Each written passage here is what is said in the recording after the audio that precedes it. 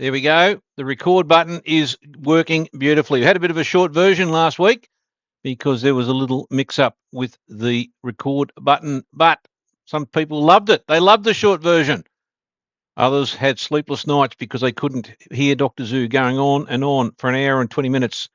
But there you go. That's right, the Don. So here we are, episode 93, record button going beautifully. 27th of July, 2026. Dr. Zoo back in the saddle in Albury. Had to get a late-minute rush trip back on Saturday from Brisbane. Spent some time with his unbelievable, legendary mate, Alligator Blood, Uncle Jeff and Auntie Robin. Attended the hearing. What a rock show that was. How good was that? For those that have might seen some of the updates on the Facebook sites or elsewhere, or RaceNet, you'll see that we had a great time. We're pretty comfortable, pretty happy with our position in wanting to collect millions. Everton Park, awesome. I know Everton Park, even Mildura up there. Got some great friends up in Mildura, so it is a fantastic spot. So we had the little update there from the hearing. For those that are interested, just quickly, what I'll do, just to summarise it in one thing about, we had to extract some information from the panel, which we think we had the Huey, Dewey and Louie. That was myself, Dr. Zoo, Uncle Jeff and Auntie Robin, representing ourselves. Had a great time. Canberra, welcome Canberra. Freaking cold there.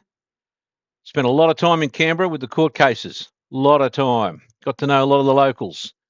A lot of the public servants up there, so welcome Canberra. Have you heard the news, everybody? Looks like Victoria is going to transition into a new Labor leader. Gone from Dan Andrews, Jacinta Allen. Going to miss the great Jacinta Allen, but nevertheless, I guess when you're all in the same lifeboat and the captain moves to the back of the boat and they get a new captain, you're still in the same boat. Get a load of that idea. How's that for an analogy? The same boat. But let me say this. I just want to do this little thing. I've been eager to do it, actually, because we had to extract information from the panel. Very tough bunch of guys. Very, very tough bunch. 4 guys there on the panel. Won't go too much. But at the end of the day, from 9 o'clock to 11, it took right till the end. We got what we wanted by taking notes of some of the great movies that we've seen in the past, people. Some of the great movies. And won't go into the case because it's too long, because we've got a lot more things, important things to talk about. We've got coins to talk about. We've got all sorts of things. Actually, just on that, part of the reason I came back, because Dr. Zoo had to put together a couple of bits more information after Friday. So we had the panel hearing on the Wednesday, a little bit of a break. On the Thursday, as you know, we all had our discussion. Over-enjoyed some of the drink, actually, which it wasn't too... pina coladas. Had a lot of those at the old Club Med up on the islands there at one stage. And anyway, that was all fantastic. And then on the Friday, got another note just to send through some bits and pieces, and which we did successfully do by coming back to Albury on Saturday and fixed things up. And that's gone out, and we're still tracking well on our timeline, people. We didn't have any night. So I could have done the other way. I've got as you know, we've got some great people up north, and sadly, there's a wake situation for poor old Dick Aronson on Wednesday. I apologise for missing that. When about coming back, I couldn't get the stuff I needed to get done unless I was back in Albury, which we've done. So Deb and the family, best wishes and lots of storytelling on Wednesday for that reason. But here we are. That's out and about. And you wouldn't believe it. One of the documents was a police check on Dr. Zoo. There you go. Now, I know it's going to be disappointing for some of the trolls out there that have loved Dr. Zoo for many, many years now, and all the words that have been called of Dr. Zoo, a scam artist, and all that sort of wonderful stuff. But the good news is, clean bill of health. Can you believe that? Not even a parking ticket on there. Unbelievable. So, the old police check, the AFP National Police Certificate is a green light, a goer. and that was sent off this morning. So I'm very, very pleased about that. But coming back just quickly for a one tangent digressing second, you'll get the flavour of how we were so happy at the end of this hearing, and there's a bit of media on it. This is the alligator blood, because there's millions at stake. And Dr. Zoo's not a bad sort of bloke. He likes to reinforce a few bob that comes in the door to push it back into our ultimate wealth down the road. And the vision's getting far stronger and stronger as we do that. So I'll just play this little bit here right now, and you'll understand why we're excited, because it's a very similar scenario what happened with the panel. And then we walked out and, end up going to the races, actually.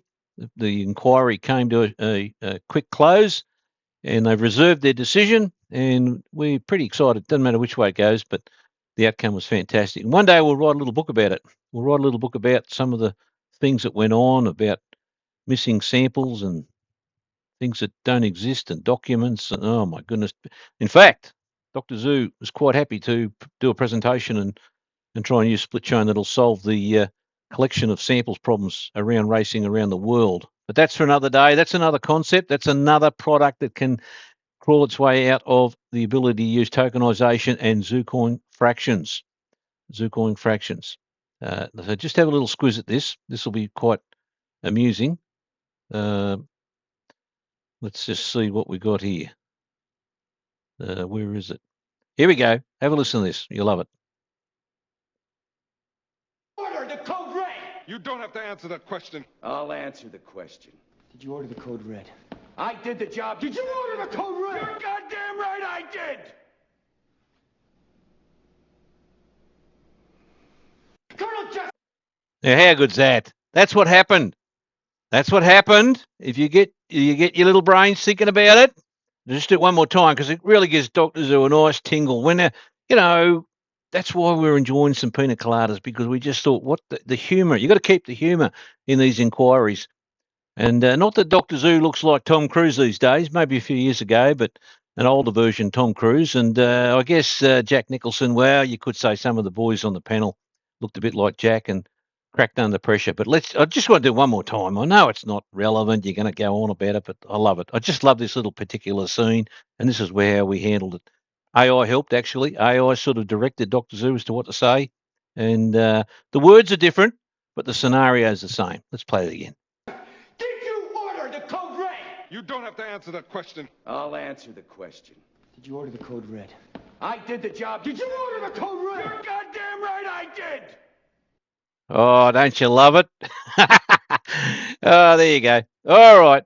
And magnificent chatter. Your audio's not working. I cannot help you with that. It's not approved yet. AUSTRAC is not approved. Someone might type in for that. Rocket Man, if you want to do a little type in there for magnificent chatter to tell him that AUSTRAC hasn't approved anything yet, other than the additional document documents been put up. One in particular this morning to do with Dr. Zoo's police check. What a beauty that is. Dr. Zoo stacks up, and away you go. Now, on more important things now, of course, we always circle back to some of the events and things that are happening around the world. Now, I will say we had our great meeting again this morning with the IT. Robert is beavering away at 3 million miles an hour. What date was the 90 days again? Says Curious Chatter. Well, from memory, it was the 12th. We filed on the 12th of May.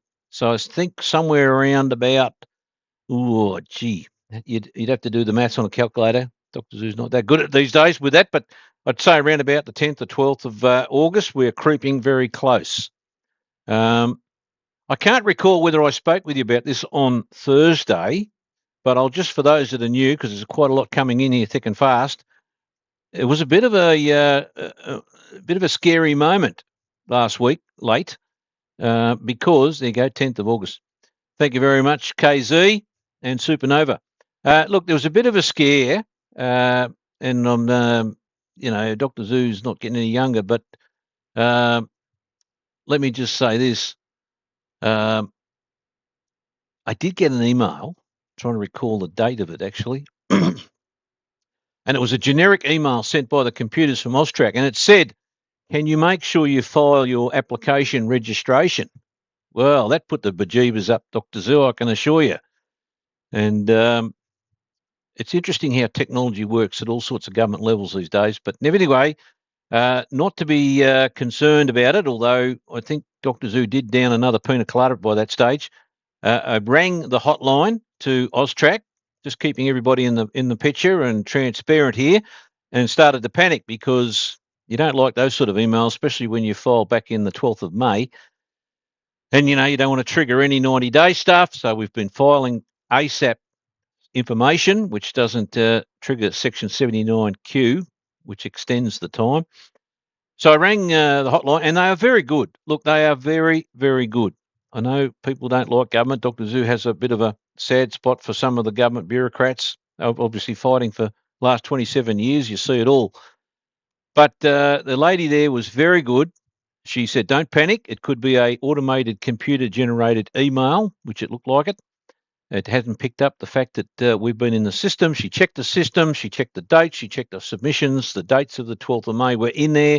The additional material had been confirmed as received and receipted, and that it was definitely in the bowels of the operations task force team reviewing, and hadn't had any further comeback from that at that point, and we're okay. But it was worth checking because these system errors can cause all sorts of problems, and we've experienced it before on different levels. So tick that box, people. And, of course, that stage, Dr. Zoo relaxed again and probably got into another pina colada. They're pretty sweet, the old pina coladas. They're very sweet sort of drinks. So circle back to a gin and tonic and a little bit of scotch there to just work out that this was a good week. And haven't had one yet, but probably this afternoon later, I'll have a little one just to toss it around and a little bit of ice and celebrate the fact that we've got a clean police record, which is great. Very fascinating process, that one too. I won't go into that one, but that's not as automated as we would hope the government bodies have. Having said that, has everybody had their update on an emergency hookup with the government? Now, how amazing is that? You think your phone's safe, you put on all this encryption and you put on all your possible, those of you out there who've got passcodes into your phone, whether it's an Apple or Android, and then there's others that have got, biometrics and fingerprinting and face recognition. And then guess what? The phone goes off like the clappers at 2 o'clock and there's an alert, and it's a government alert testing. They call it a test. In case there's a real serious emergency, we need to be advised. And the message says, hopefully you all got it, because I'd be intrigued to get some feedback, those that didn't get it, as to why, because apparently it's a backdoor entry into your phone. Now, if they can get in and send you this stuff, well, let me tell you, now, I'm not sure what curious character means there. 130M for a notification app. 130M for a notification. What a joke. Should have got Rob on it for an hour's work. Just to explain a little bit curious character. I'm not quite sure what you're referring to there, but be more than happy to explore that a bit more. That's a beauty there, so you can check that one out. But look, the message that the government has sent out, and I get it. If there's a fire or a tornado or a hurricane or half of the continent drops off because of an earthquake, or there's a war, or China's finally landed some boats in Sydney.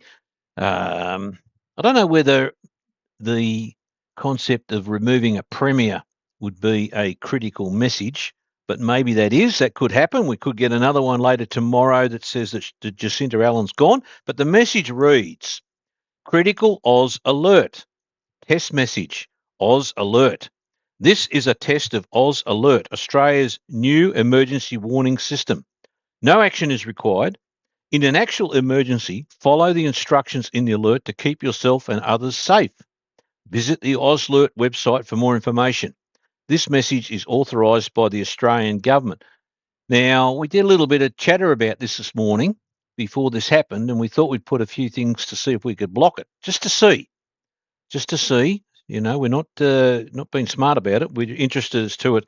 Well, Dr. Zoo couldn't block it. He got the message in the ring, went off like absolute something out of a bad movie, really. Scared the bejeebers out of Dr. Zoo. But anyway, it happened.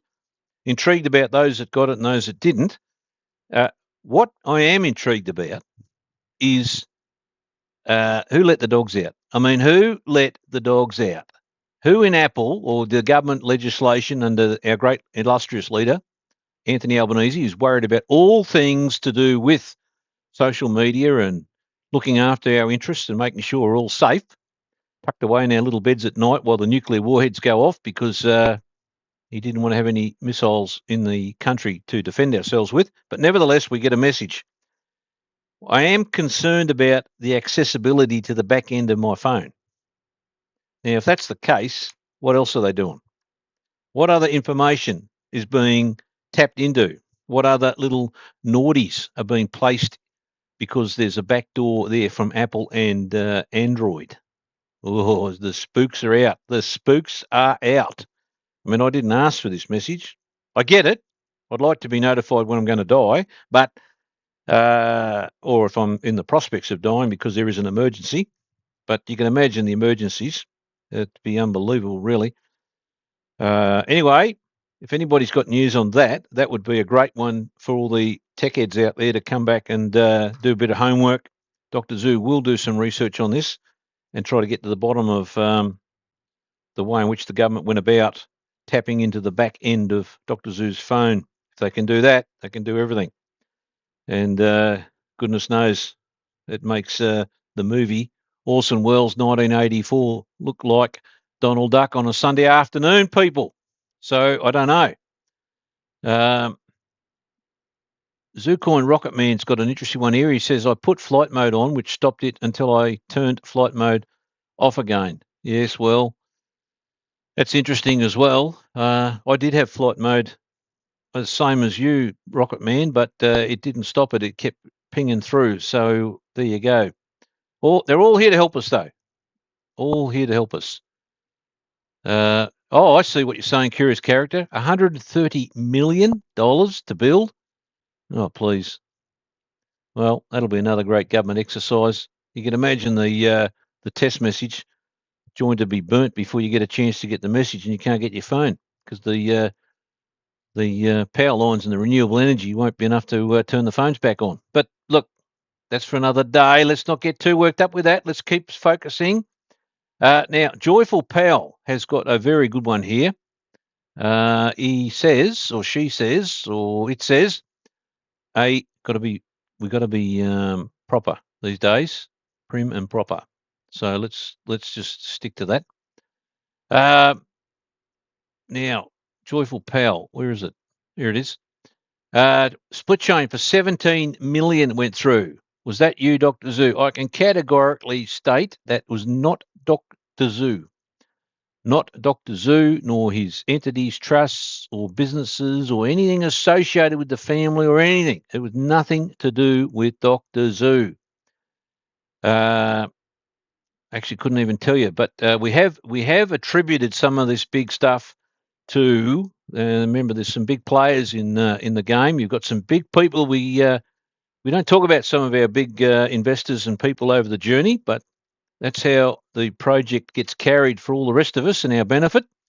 Dr. Zoo's just sort of, he puts the jigsaw together, but doesn't necessarily own the puzzle at the end of the day. But happy to be in that position. It's a very exciting time, as you know, because there's a lot more to be made. Always hang on to 10 Zoo coins. Keep saying that. Even Dr. Zoo's going to hang on to 10.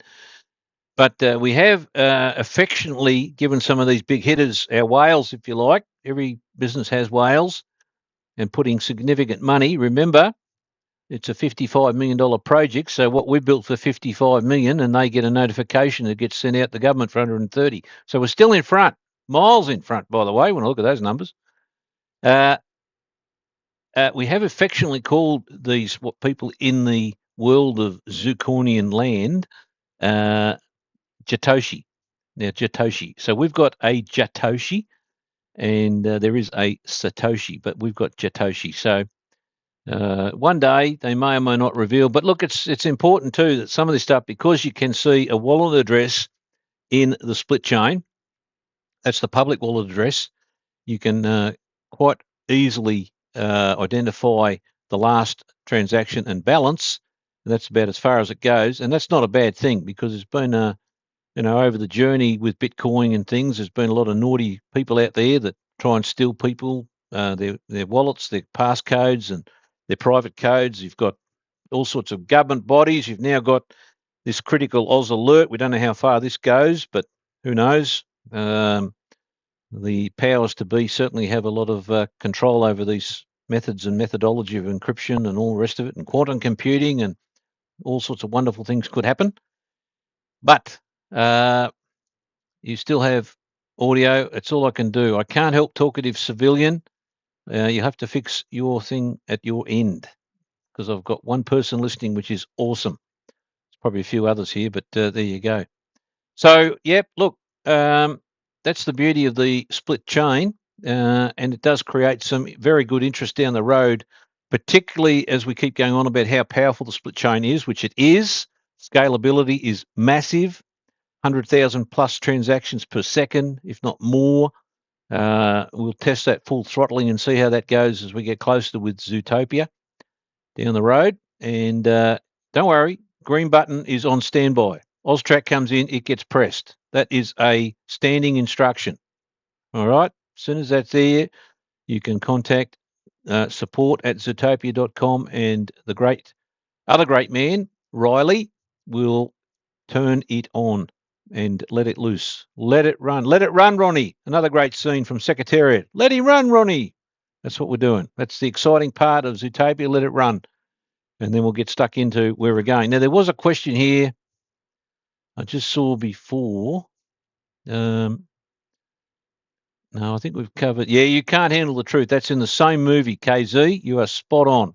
Absolutely spot on. Now, Joyful Pal, you are so spot on with your commentary there too. I'm so excited for Dr. Zoo's marketing strategy. Dr. Zoo's excited as well. Been 2 years in the making. No excuses for big rollout. Bring it in, Dr. Zoo. Spot on. It's actually been longer than that. The marketing strategy and the making has been much, much longer than that. We've adopted a lot of our strategies, people going right back to the first year of 2000 with Easy Bonds. And it's been tweaked and changed, and all of those things have been rolled into the spectacular outcome you guys see today, which is the unbelievable combo of Zoo coins. You know how they work. Magnificent. Instant notifications, movement between wallets, brilliant, absolutely brilliant. Confirmation, two-factor authentication. You've got feeless transfers. Then you've got the fractionalization, 32 decimals, which is absolutely mind-blowing, allowing for more product enhancements and Zoo tokens. You bring that into play with ZooCaz. If you're not sure about the marketing, I'd invite you to go to zoocaz.com and just reflect upon some of the stuff we've done in the past since the launch in 2019 from memory. In fact, I could nearly give you the date when we press that hammer on that, because that's got massive ramifications with augmented reality and geomapping, and it's only been firmed up ever since. The new versions look spectacular, and that is all about mass marketing through database acquisition by looking after merchants. It's a pretty easy sell, everybody. It really is. I mean, you're not asking money from a merchant like in the normal sense or upfront or advertising money. If you think about compare it to, say, a radio station. Now, they offer free music and all the rest of it, the commercial stations, even TV, but they've got to go cap in hand and ask merchants to pay for or sponsor those particular stations or shows. And then you hope that people listen, and then you hope that after listening, they go and buy something. You don't need to do that with this strategy. You don't even ask anything other than providing a free accessibility method, which is the AR, augmented reality. That's a three-dimensional form of any subject on the planet. It could be anything. And, away you go. So you end up putting that into the system, you geomap it, you drop it, or you send it direct to the phone. Now, you notice, this is where I was heading with this, so I got sidetracked. When you have your ZooCoin wallet, or you're going to have your Zutopia wallet, or your ZooCaz wallet, you recall we said It's the consumer that opts in and out. In other words, if you want to go flicking left or right in the ZUCAS app, you can lock and load into your vault the products or the merchants you want to communicate with. That is your right. And the merchant realizes this and knows that they are readily able to send you a token of value. And that token of value, let's use the example, could be $20 that relates to a hotel or pub or for a meal or a restaurant. And you receive that because you've asked for it, basically. You've put in that particular product and that merchant into your vault. And you receive that token value of $20, which can be verified on the split chain, 100%. There it is. You can look it up and you can say that's a real merchant. That's really going to happen. Now, you might decide to create a QR code with that and redeem it, either online or certainly in the shop, or you decide you don't want it and you want to sell it through Zutopia, which then lists it and you put your price on it. So you might have a $20 voucher and boom, there you go.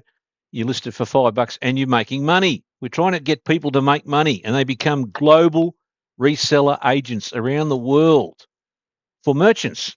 In other words, you work for nothing for the merchant, but you're on selling their product effectively directly. Now, the point of that is you are in control. You're not sitting back in social media and Facebook and Instagram or any of those products where they're bombarding the hell out of you with these ads. There's only a 0.08% success rate on conversion.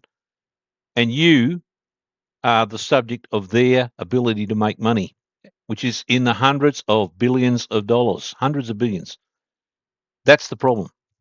That's the problem because you have no control over it. And that's the same problem that Dr. Zoo can see happening with things like this critical Oz alert.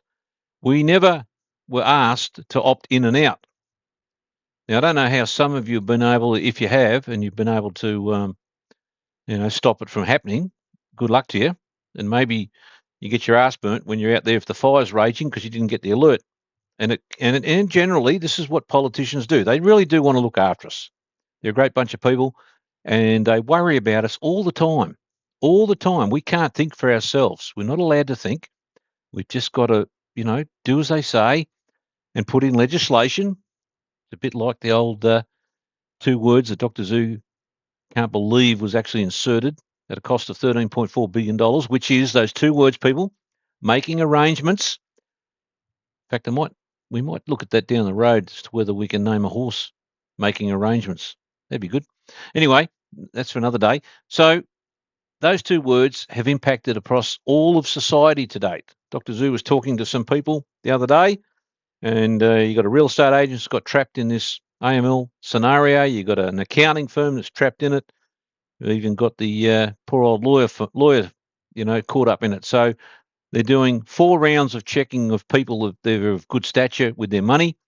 The banks aren't doing a good job, so anyway, these people have to help the banks out. And that costs $13.4 billion over 10 years. And then you, guess what? Boom, the consumer, gets to wear it. So it all goes around in circles. That's the problem. That's the problem by not being able to opt in and out. But with ZUCAS, you call the shots. You might have 39 million merchants in ZUCAS that you can choose from, and you get to see who you want to play with, not the other way around. That's decentralization.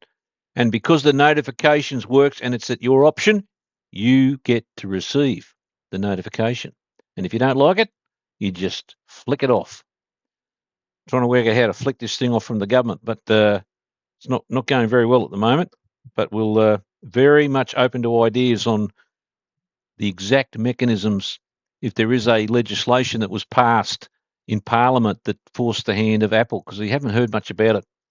I just can't get my head on how that got passed because it was sort of under the radar. They told us that this date was coming at 2 o'clock. Anyway, we'll wait and see. Now, Sunny Self, great question.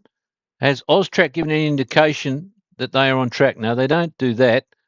The indication they give is that they don't need to invoke Section 79Q in relation to a formal request of things. which then would re-trigger the 90 days. So we don't want that one. Having said that, you just got to be patient with it because you're at the mercy of bureaucrats and things. But they are a pretty good organisation. Let's just sit tight and see how we go on that one. So it's pretty well been answered by Caring Self. Good response there. Yeah, thank you very much, Rocket Man, for answering those questions there. Appreciate that. And that gives those that might have some sound trouble that are getting, see what they're doing. Now, today's little thing to sort of really hit home, because we've, hang on. Ooh, back up the truck. Back it up. Zutopia. Dr. Zoo then motored into the conferencing calls and the visuals on screen of the new Zutopia website. And I've got to say, I'd be disappointed if it doesn't blow you people away. It really is. It is like bees to a honeypot, this site. It really is. It's going to grab your attention.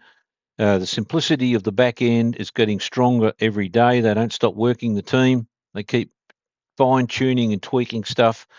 The site looks super impressive as a crypto exchange site. It's very user-friendly. It's been dumbed down so that whether you're 12 years of age or whether you're 97, you will have some fun playing with it. You will ultimately, be there buying or selling of what you're doing with Zoo coins. That gives the Dr. Zoo team time to really unleash the beast in terms of more tokenization concepts that we talked about, particularly ZooCaz, which creates more product, which creates more excitement and turnover. All of that comes together in a way that is quite unique. It is unique because it's the world's first ever crypto exchange, peer-to-peer, where not a single coin or token sits with the exchange. The point of entry is all done by signature verification tests against the wallet that you want to use to be part of the Zutopia team to trade, which means there's no personal information stored on our databases. So you've got nothing to hack. There's nothing to hack out there in hack world. We don't store it, so we don't care. Of course, Stripe will have its protections because you've got to meet their KYC compliances, of which we lock that down and correlate that back to the AUSTRAC strategies we've put to AUSTRAC, which is fine. And of course, the big one is the 3DS confirmation of money pre-authorization. If you are a serious buyer, then you will be seriously considered on making sure that what you do is legit, above board, and it's good money chasing into good bank accounts, and not interested in all that nonsense stuff that's around the world to keep the scammers out. And therefore, there is a free market that's not having any subjected manipulation by the exchange itself, because the money goes straight from buyer to seller, and that works fantastic. So that's a really big plus on the Zutopia side, as it, locks down and secures this uniqueness of this exchange, which we talked about some years ago. I know we copped a bit of flack in the past about wanting to go down this road, and it's been a very, very long, difficult road, but the notifications and instant transferability of coins is a game changer.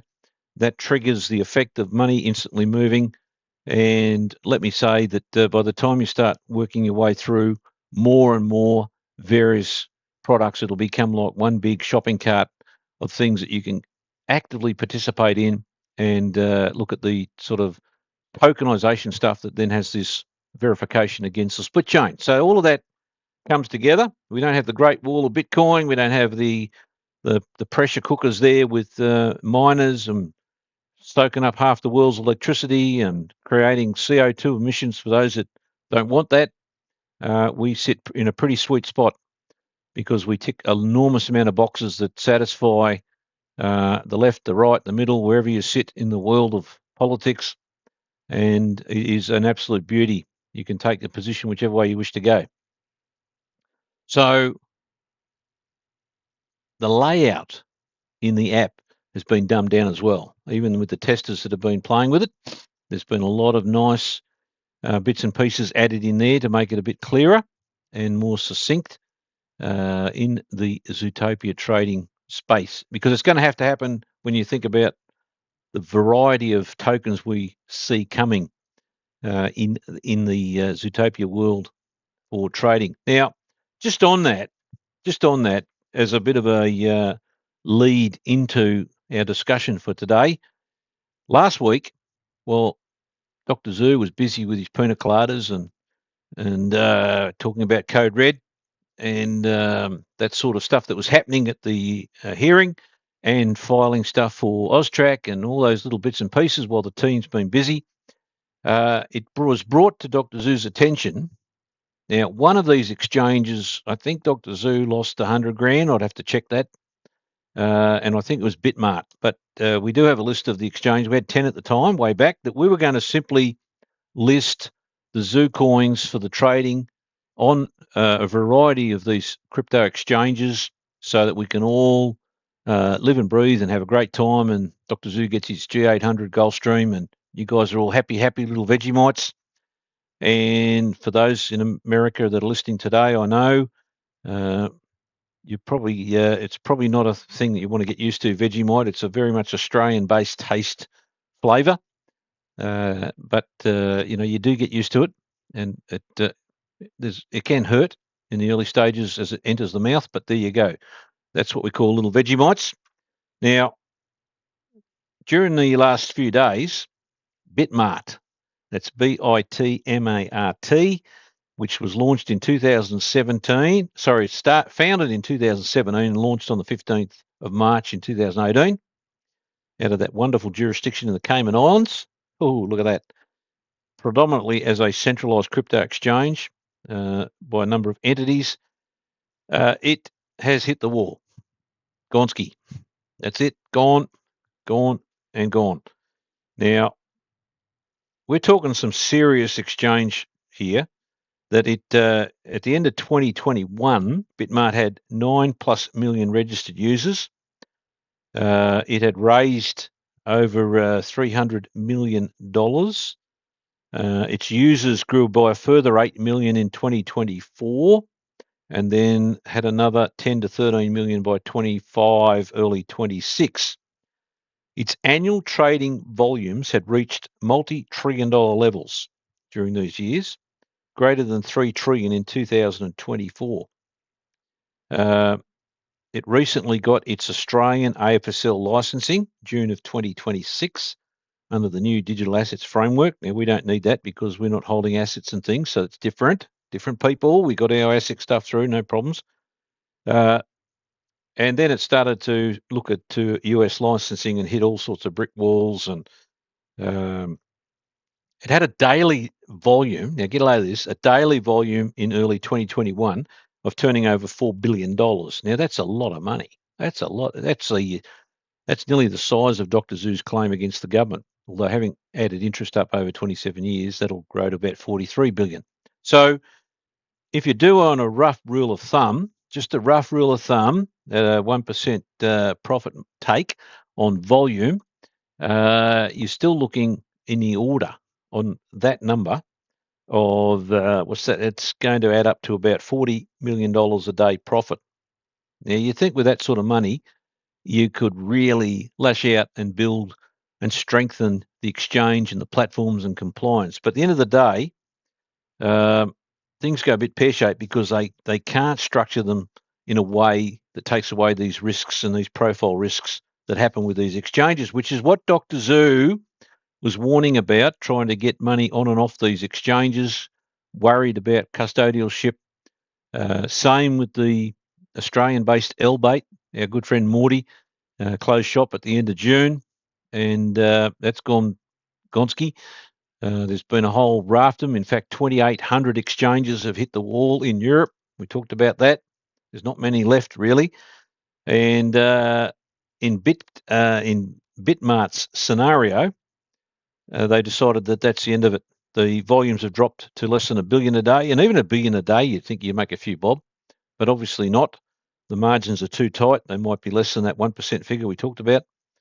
They had a big hacking event that happened, a major security breach, where they lost about 150 million or thereabouts. Could have gone as 196 million to $225 million in tokens were stolen. Funds were mixed up and swapped. They had suspensions. Account withdrawals were suspended.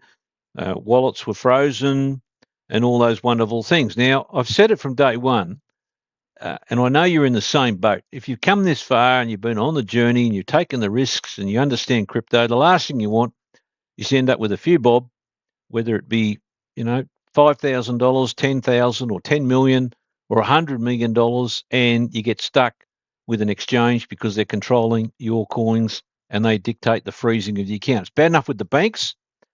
The banks freeze what they like. Dr. Zoo loves that story.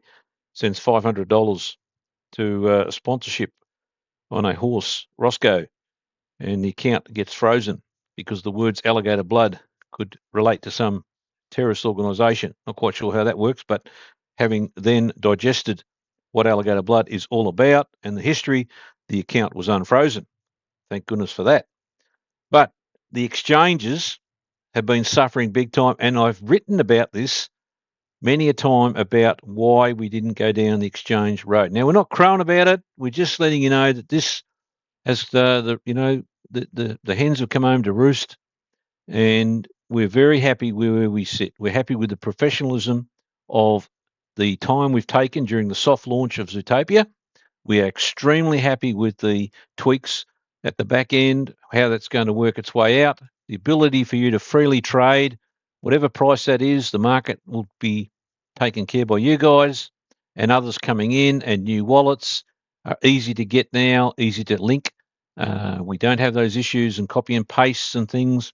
You don't have information that we need to store around the world. We've got accessibility to massive markets through South America, Europe, certainly a USA, and it is a truly free, wonderful space to be in, because when you do sell, you will know that the buyer is legit at the other end. You're not waiting for money to be sitting in some so-called trust account or escrow with a company like BitMart that then ended up with FTC investigations in 2022, where there was an open probe into the impacts on consumers as a result of the exchange.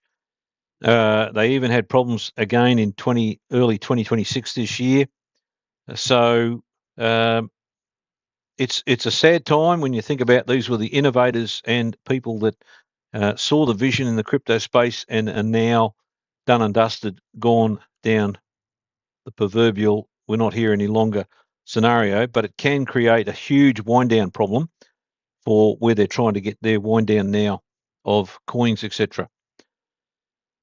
Now, if it wasn't bad enough with BitMart, then along comes at the same time. Now, BitMart, for those keen to know, it certainly was in the top 10 of exchanges in the world in its peak positions. But then the big one, BitMEX, that's BITMEX, went down the gurgler or closing shop last week. They announced that they're wrapping up the scenario, and these are all official announcements, by the way. You can see them on the websites.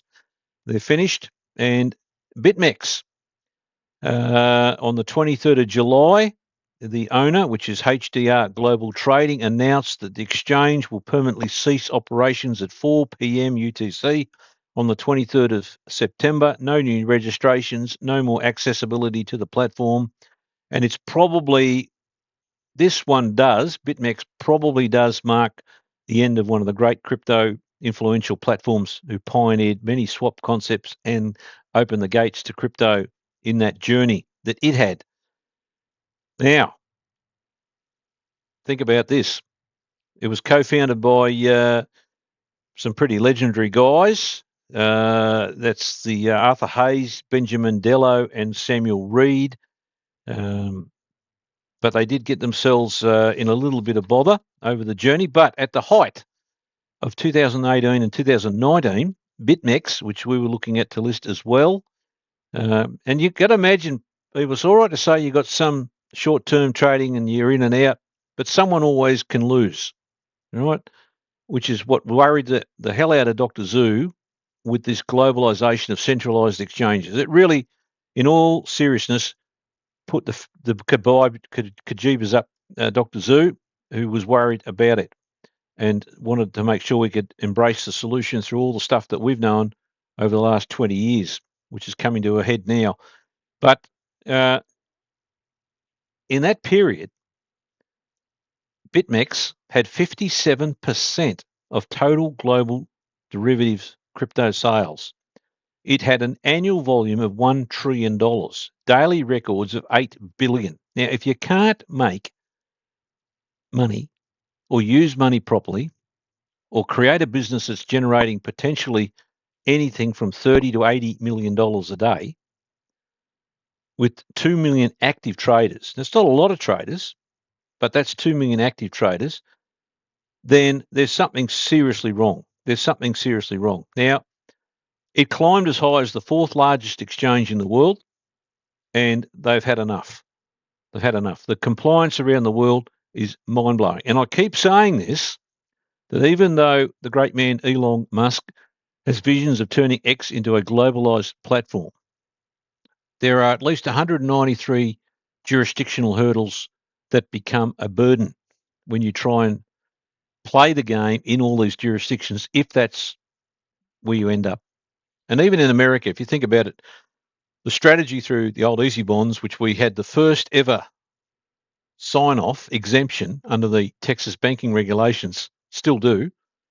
We can use this for another day because of our merchant structure that we designed and the confidence we built with the coding software that we can still use and still do, in fact, was exempt under the money remittance laws. Now, you cannot even begin to think the enormity of that when you look at possibly somewhere between up to $5 million per state in the US, just as bonds and securities in order to then play the game. Now, that's a $250 million outlay.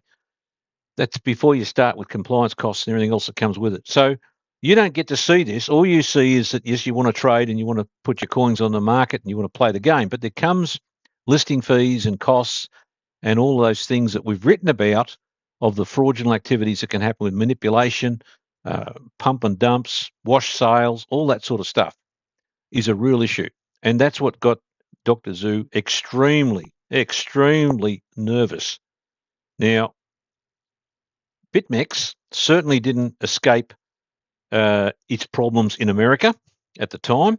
It got caught up in October of 2020 with the CFTC and the US Department of Justice that brought civil and criminal actions against the team and the owners for operating unregistered derivative platform, failing to implement adequate money laundering. There it is, money laundering, anti-money laundering and Bank Secrecy Act programs from 2015 to 2020, accepting orders and funds from US persons despite the restrictions, and willingly failing to file suspicious activity reports. Now, in 2021, they paid a $100 million monetary penalty to the CFTC and FinCEN, $100 million.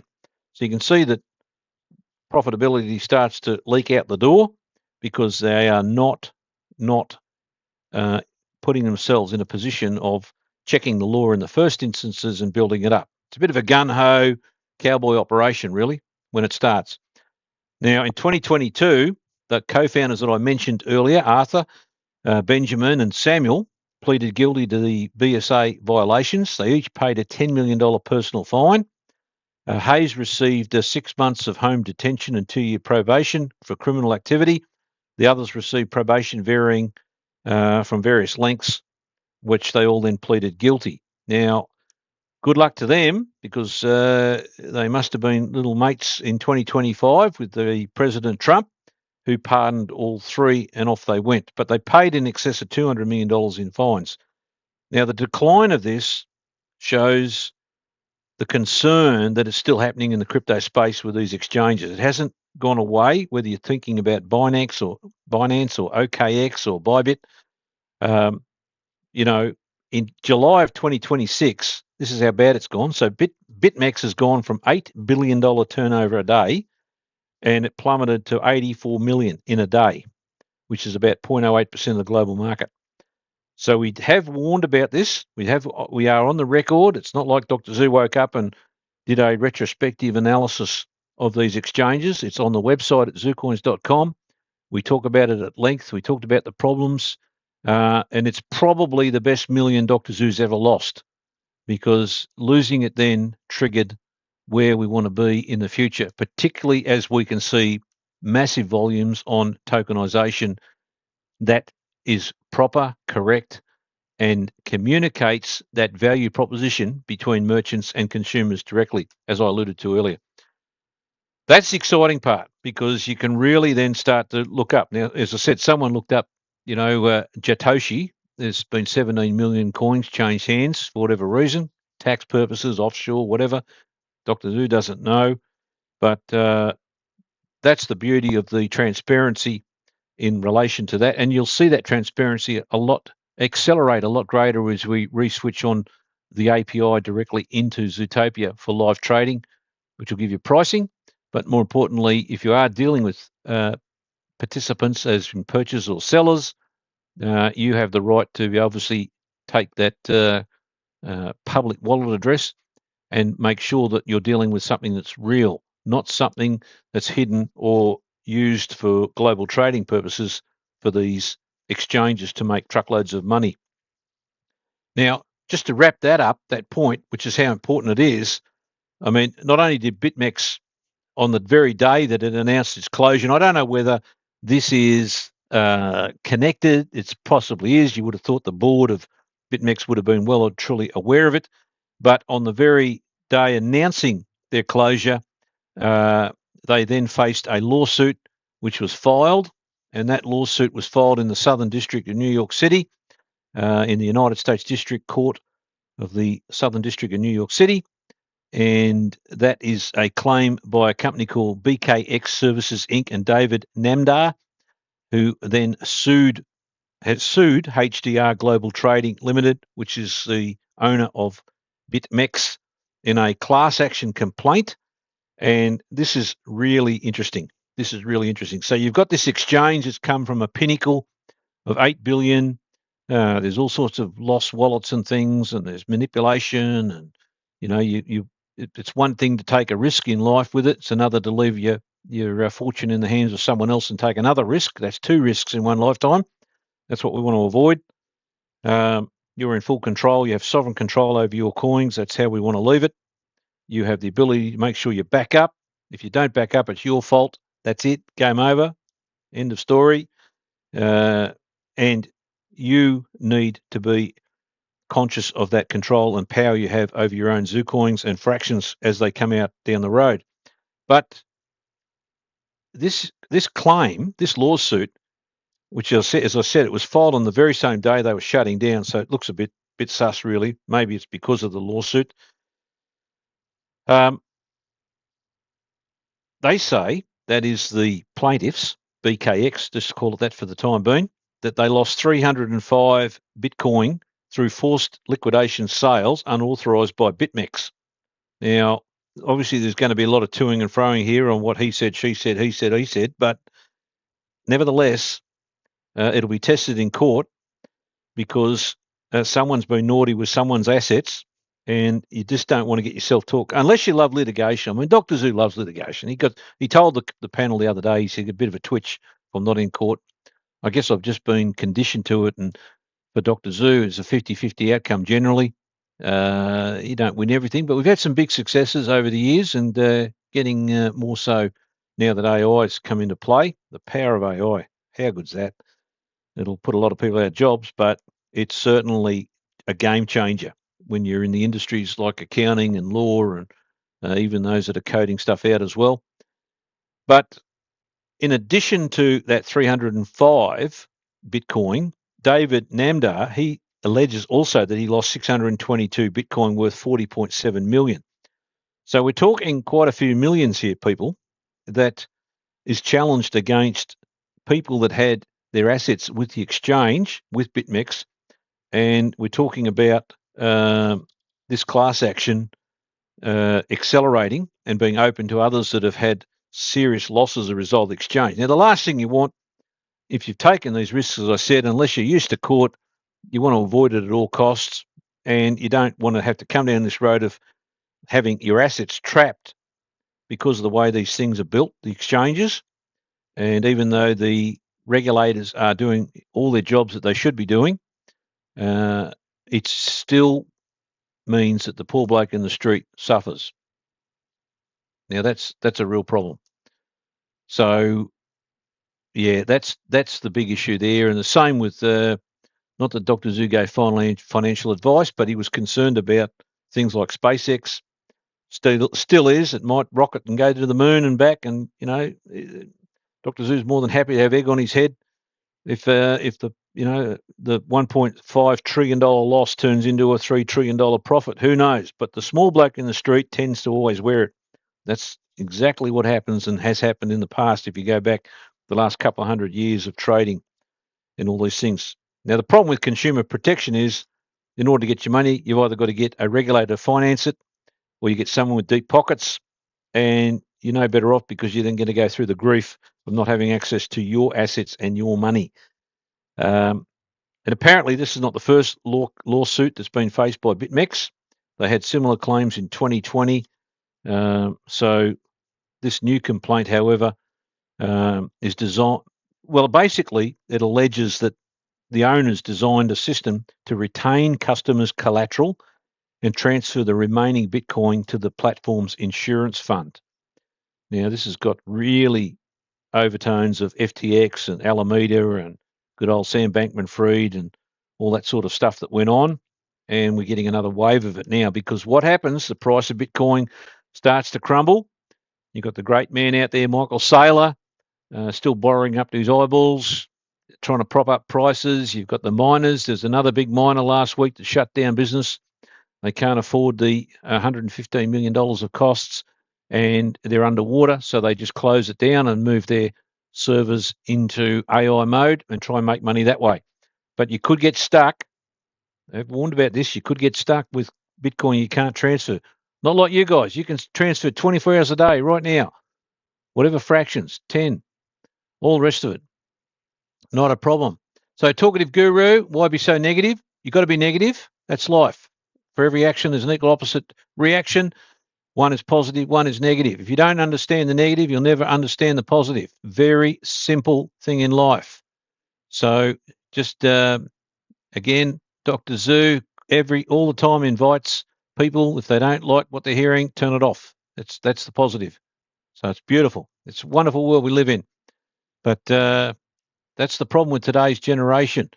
We try and hide and put cotton wool around everybody, and yet there you go, some poor schmuck's copping a missile right now as we speak, and the value of their property in Dubai has plummeted because we didn't want to listen to the negatives. You can avoid these issues if you understand the negatives. It's very, very exciting times because out of those negatives come extremely great positive things. And I've said it before, and I'll say it again, Talkative Guru, just for your attention. Think about the excitement that if the markets collapse and you're sitting there, people chasing your Zutcoin so they can fractionalize them for takeovers, quite rightly registered, etc. And suddenly you turn that into a 50, 100x because of your position, your unique position with being able to do that because you were ready. You were ready. If Dr. Zhu only had the capacity to follow Paul Tudor Jones, who'd been talking about the negatives in the lead up to the 1987 share market crash, biggest crash in the history of share markets, then Dr. Zhu wouldn't have worried about getting rid of his tax problem. But no, didn't listen, took that, plugged the ears in and thought, no, this could go on forever. The share market can go up forever. And that's where Michael Burry is a great leader of shorting stocks. And that comes back to the collapse when we look at the 2008 global financial crisis. There were many, many warning signs in those early days when the housing market collapsed because of those unique derivatives that were created, which made no sense. And this is the lessons we can learn, which is fantastic to learn, to happen to us. And let's just really focus on that, because if you see this news, grab it, read about it, learn from it, understand it, everybody. And we don't want to be making those mistakes. Not saying we're perfect, but That's why we try and follow through as best we can on everything we look at. And tomorrow will be a far better day for sure. I think that'll be it for today. I wanted to flag that because as we get to the close on the press the green button, we will do what we can to make sure that in fact, the organic growth has been amazing on our websites, particularly the new zoocoins.com. Have a squiz. Always circle back to my zoocoins.org because that's feed coming directly from Robert's brain to your head. That is amazing, and that information is now being picked up by others coming in cold to understand that you, as early adopters, have succeeded in a massive infrastructure change in the crypto space, which is all about the lessons we learned from the safety and security.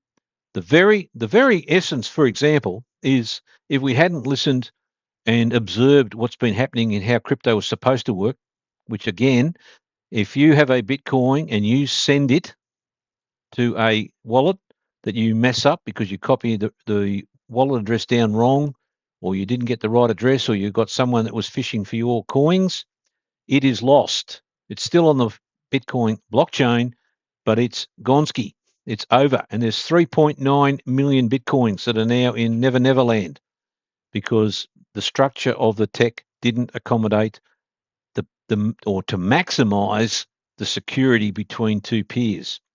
And I can assure you, we had that same lesson, that same negative impact when we introduced the capacity to send a ZooCoin to any phone on Earth.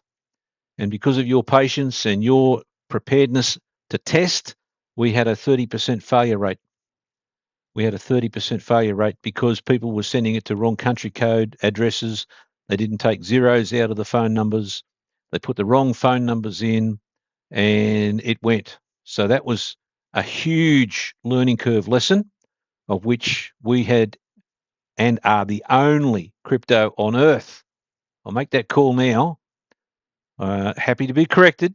If you can find something else that even comes within an inkling of what we've got on Dr. Zoo's platform with how the wallet-to-wallet transfer works, more than happy to have a look at it. But we have the only two-factor authentication between a sender and receiver, which gives that level of comfort, that safety valve. And especially with no fees, it means you can send small amounts to test. You could send a 32 decimals, and that's a lot easier to say you're testing that, to lose that, than it is to test when you've come this far and you wake up and you say, oh my goodness, I've just lost $100,000 or $500,000, and you can't ring up Dr. Zoo. Dr. Zoo can't. He can actually look at the split chain with you if you've got your wallet address and say, there it is, and you try and get it, it's out there. It can't be accessed by anybody. So they are the lessons that we tick and meticulously look at. We even look at things where we want people to get quick wallets because that in itself causes problems. And I'd invite anybody out there listening today that if you want to play with and get a new ZooCoin wallet, how easy is that? It is an absolute no-brainer. Absolute no-brainer. You can put it on your home screen. You can look at it all day. You can transfer a coin in it. You can confirm in the split chain. You can knock yourself out and enjoy it, or you can back it up, press the delete button, and it's gone. That's the end of that. And then go and get another one. That is the simplicity of the system we've built. Plus, of course, split chain with the scalability is crucial. If we hadn't overcome those problems on notifications, we wouldn't even be half talking here today about the excitement of Zutopia, because Zutopia needs to accelerate through, you look at these numbers here, and, we talk about only 2 million registered users. Well, that's not a lot. I mean, it's lovely to have, and that could be the difference between us trading at $100 and $1,500 a coin US, but that volume needs to be able to cope with the trading. You need to know that 2 million people are going to be active, that they can readily download, instantly back up, get online, use their bank facilities around the world, and move that money instantly so you can come back in and buy or sell, whatever you like. Once you've got a few bob, plus you get to see what happens as we start to unleash tokenization for merchants. I know that's a little bit down the road, but that's our main focus at the moment. Zutopia seems to be taking care of itself. Not much we can do other than the team is doing a great job in making sure that it's going to present itself spectacularly. I'd be surprised if you're not happy and thrilled when you see the new Zutopia website. Looks unbelievable, and so does the app with changes. To the credit of the testers, they are dumbing things down as they deal with it. So that's been awesome. So fantastic. Well, people, on that very, very happy note, I'm going to leave you with my little song that I love today. I won't do the red coat again because that's sort of a private moment. Every time I play that, that's another pina colada. And we're just pumped up, excited about that we're not in the same boat of making decisions of delisting coins and delisting people's accounts and monies through these exchanges that are hitting the wall. And we've had the benefit of a little bit extra time. And in that time, it's all about the structure and the compliance and the laws that we've been, wanting to meet and have met. And let's just hope that we're not too far away that Dr. Zook at the next show can say, look, the green button's already on. How come you haven't been using Zutopia? Look at that. We turn it on straight away.